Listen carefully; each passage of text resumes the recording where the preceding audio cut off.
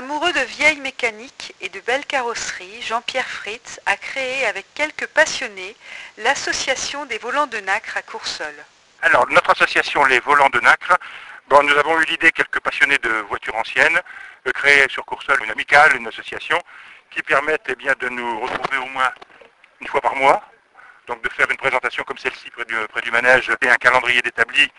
Et ce calendrier nous fixe les réunions tous les premiers dimanches de chaque mois entre 10h et midi. Notre association est en cours de formation. Les statuts vont être déposés incessamment, sous peu, si j'ose dire, à la préfecture. Peut adhérer. Tout propriétaire de voitures anciennes. Alors, la voiture, il y a quelques critères, si vous voulez, à respecter. Il faut que la voiture soit un modèle conçu avant les années 75 pour qu'elle soit considérée comme ancienne, si vous voulez. Et en tout état de cause, qu'elle ait au moins 30 ans d'âge. Voilà. Donc ça, c'est les critères de base qui figurent dans tous les clubs. Ça veut dire, à titre d'exemple, une 2 chevaux construite en 80 peut faire partie du club, étant entendu que la 2 chevaux est un modèle dont la conception remonte à l'avant-guerre, si vous voulez. Hein. Mais on limite à 75 parce que pour éviter de retomber dans des voitures courantes, quoi, si vous voulez. Hein. Voilà. Il y a d'adhérents. Aujourd'hui, nous sommes une douzaine, pour être 12 hommes de Courseulles.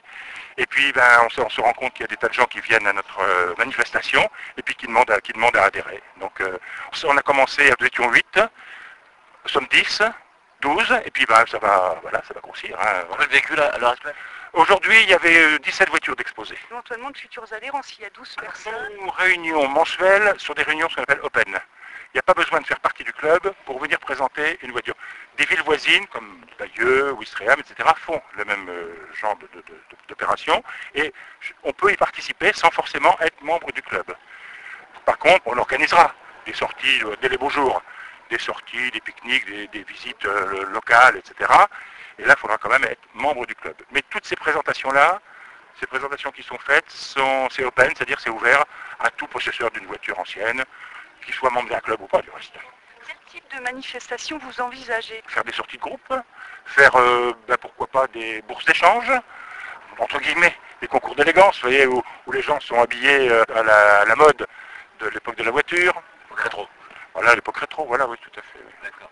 Voilà. Vous avez une traction, parlez-nous un petit peu. Une traction, c'est ça. Moi, je possède une Renault. c'est une Renault, c'est une Prima 4 KZ6, c'est le modèle de 1931. Là. On trouve encore? Ben voilà. Pas beaucoup. C'est un petit peu difficile justement pour trouver les pièces. Alors, les pièces, c'est pas quand même tout à fait simple, mais il y a un marché. Il y a un marché spécifique de la voiture ancienne avec des marchands spécialisés dans les pièces de voitures anciennes. Et puis il y a des bourses où on trouve des pièces d'occasion, etc. Je vois par exemple le 17 septembre, il y a à Saint-Pierre-sur-Dive, comme tous les ans du reste, une très grande bourse d'échange qui est organisée par le club de Caen. Et là, on peut chiner des pièces dans le cas de besoin. Donnez-nous une bonne raison de collectionner une voiture, parce qu'il y a beaucoup de personnes qui pensent à collectionner une voiture, mais le premier frein, c'est effectivement peut-être de trouver les pièces, et peut-être que certains s'imaginent qu'avoir une voiture de collection, ça coûte cher. Alors, une voiture de collection, ça a tous les prix. Un jeune peut très bien commencer avec une 4L, si vous voulez, ou une 2 chevaux, ou une 4L, qui coûtera quelques centaines d'euros.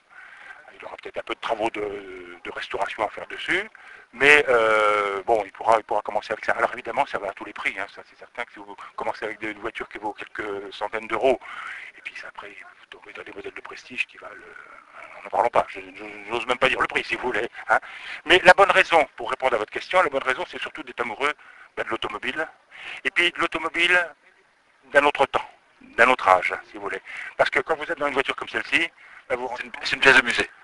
Ça n'a plus rien à voir avec une voiture d'aujourd'hui. Hein. Il y avait un choix particulier. Il y avait un choix particulier, je ne dis pas qu'il n'y a pas de choix aujourd'hui sur les voitures, mais c'est autre chose, vous êtes décalé. Il n'y a pas de GPS. Il n'y a pas de GPS, non, il n'y a pas de GPS, il n'y a rien du tout. Hein. Il n'y a pas de jauge. Ma jauge à essence, elle est à la maison.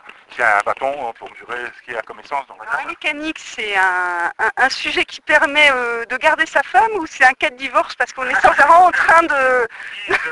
Que la voiture de collection, c'est une maîtresse, quoi. j'ai une adresse email, quoi. Alors, Jean-Pierre, Jean-Pierre.fritz, @club-internet.fr.